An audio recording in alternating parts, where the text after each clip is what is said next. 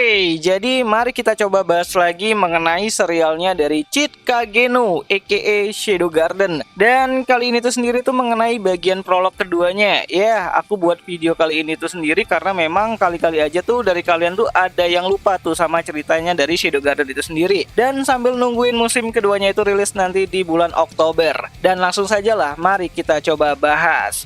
Nah, setelah pulang dari pesta makan malam bersama ya dengan Claire, kakaknya si Cheat Kageno itu sendiri, dan penyerangan gol di gang sempit, Cheat kembali ke asrama dan mendengarkan laporan dari Beta mengenai beberapa hal yang terjadi akhir-akhir ini. Seperti posisi dari kerajaan Oriana yang dikuasai oleh Doem gitu kan, mantan tunangannya dari si Rose Oriana. Dimana untuk sekarang itu Doem memerintah kerajaan Oriana dari balik layar setelah insiden festival Dewa Perang itu berakhir dengan menewaskan King Oriana. Dan investigasi dari Epsilon di dalam kerajaan Oriana berjalan dengan sangat baik sebagai tamu spesial di sana. Sedangkan untuk kekuatan dari Shadow Garden itu sendiri terus bertumbuh secara konstan ya dengan masuknya beberapa anggota baru termasuk Rose itu sendiri, dan sementara itu di laboratorium Alexandria, markasnya dari Shadow Garden yang dipegang sama si Eta, telah berhasil mengembangkan mesin uap. Nah, sembari mendengarkan laporan tersebut gitu kan dari si Beta, Cheat mulai berpikir kembali mengenai perkataan dari kakaknya mengenai masa depan yang ingin ia lakukan. Ya, simpelnya Cheat tidak ingin banyak bekerja namun bisa menghasilkan banyak uang untuk bisa memenuhi kehidupan sehari-hari. Sungguh impian yang sangat mulia banget nih Tuan Shadow gitu kan. Nah, Cheat sempat berpikir juga untuk memanfaatkan kota tanpa hukum untuk menjadi pasokan penghasilannya, di mana dia berpikir kalau jika ada banyak kelompok bandit yang ada di daerah tersebut setelah melakukan pencurian, Cheat bisa dengan mudahnya merampas harta tersebut dan untuk digunakan sama dirinya sendiri gitu kan. Ya, bagi Cheat harta bandit itu adalah harta dia juga. Ini Cheat udah mulai berpaham Om Kumis gitu kan kayaknya gitu. Karena satu untuk semua untuk satu gitu. Dan untuk menutup perbuatannya tersebut, ia berniat membuka toko roti di tengah kota sebagai alibi utamanya.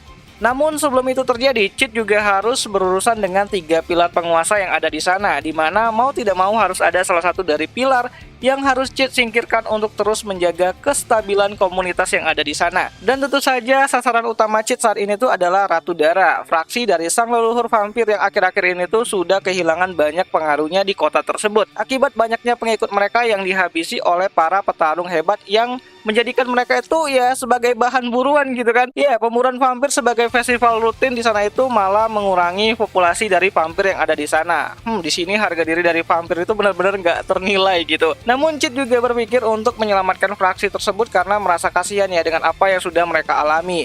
Ya, didiskriminasi lah sama 2 pilar yang ada di sana gitu. Nah, setelah Beta selesai membacakan laporan kepada Cheat, Cheat pun langsung berkata kalau ada bau. Ya, bau darah yang sangat kental banget. Dan kemungkinan hal tersebut itu berasal dari pergerakan dari ras vampir. Dan itu ditandai dengan adanya bulan merah darah. Nah, mendengar hal tersebut, Beta merasa lega lah gitu kan, sebab bau tersebut itu tidak berasal dari badannya, tapi dari ya bau darah yang dihasilkan oleh para ras vampir yang ada di kota tanpa hukum tersebut. Dan di sini Beta juga mengatakan kalau ia juga telah melakukan pemeriksaan mengenai fraksi dari vampir tersebut yang berada di kota tanpa hukum. Namun sepertinya tidak ada kemungkinan hubungan antara si vampir dengan keberadaan kultus Diabolos. Jadi nggak terlalu diperhatiin sama si Beta itu sendiri ataupun Shadow Garden itu sendiri.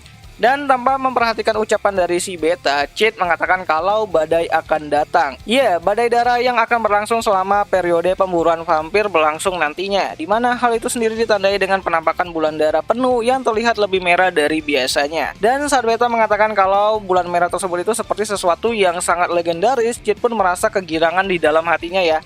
Ya, bagi Cheat menambahkan kata legendaris itu terlihat lebih keren banget gitu kan, dan terasa keren mampus gitu.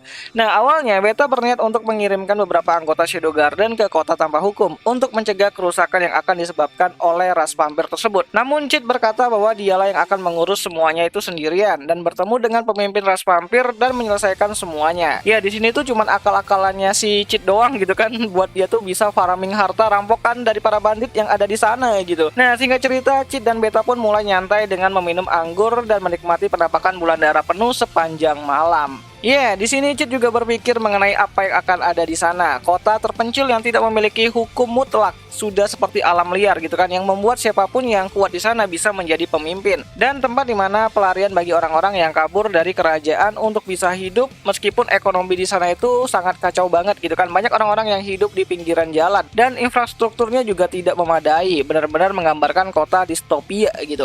Nah, singkat cerita, sudut pandang dari ceritanya tuh sendiri berpindah ke kota tanpa hukum, di mana di sini kita diceritakan mengenai keadaan dari si Quinton dan juga Gordo Kimeki, di mana mereka berdua itu juga ikut ke dalam event pemburuan vampir tersebut. Ya, tepatnya itu sekarang Quinton dan Gordo sudah berada di depan gerbang merah Crimson, salah satu dari 3 menara tinggi yang ada di kota tanpa hukum. Dan menara Crimson itu sendiri merupakan tempat persembunyian dari para vampir yang dipimpin oleh si Crimson itu sendiri. Nah, menurut event parade pemburuan vampir itu sendiri, siapapun yang berhasil mengalahkan penguasa menara Crimson ataupun memenggal kepala dari sang ratu vampir akan mendapatkan imbalan dan kekuasaan di kota tanpa hukum tersebut. Namun, sesaat Quinton dan Gordo berada di depan gerbang tersebut, mereka pun mulai dihadang oleh salah satu penjaga yang ada di sana, yang dikenal dengan sebutan White Diamond, sosok dari pria tua yang menggunakan jubah putihnya. Ya, dia adalah anjing penjaga bagi menara Crimson setelah kalah dari pemimpin menara Crimson di 4 tahun yang lalu.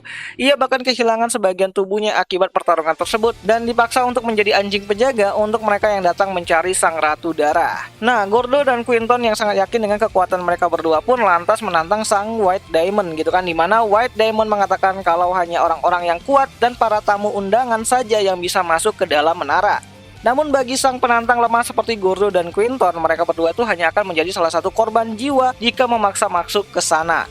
Ya, mendengar hal tersebut itu Quinton merasa tersinggung lah gitu kan dan mulai menyerang White Diamond. Namun sebelum berhasil mendekat, tubuh dari Quinton sudah tertebas dengan senjata dari iblis putih tersebut gitu. Dimana di sini Quinton sudah langsung tidak sadarkan diri, sedangkan untuk Gordo yang melihat hal tersebut langsung mengeluarkan kemampuan teknik berpedangnya. Namun setelah dipikir-pikir, ia malah melarikan diri karena menurutnya White Diamond ternyata lebih kuat daripada dirinya dan berjanji akan kembali lagi untuk menyelamatkan si Quinton kalau ingat gitu. Ya, sambil diburu oleh para penduduk dari kota tanpa hukum tersebut, Gordo terus berlari menjauh dari menara Crimson. Nah, melihat hal tersebut, White Diamond mengatakan kalau kota ini itu adalah kota rusak yang mana siapapun yang datang ke sini hanya akan menjadi santapan bagi mereka yang kuat. Ya, walaupun dikenal dengan kota tanpa hukum, namun hukum di sini itu cuma ada satu. Ya, yang kuat akan menjadi hukum itu sendiri. Nah, jadi seperti itulah isi dari prolog untuk pembukaan pada musim kedua dari serialnya Shadow Garden itu sendiri yang bakalan kembali lagi nanti di bulan Oktober gitu kan, di musim Fall 2023. Ya, animenya sendiri bakalan kembali lagi hadir nanti pada bulan Oktober dengan mengadaptasikan cerita dari kota tanpa hukum itu sendiri. Dan ya, itu sajalah dulu mengenai video kali ini mengenai prolog untuk musim kedua dari serialnya Shadow Garden. Dan jika ada yang salah aku minta maaf, dan seperti biasa sampai jumpa di video yang selanjutnya. Jani.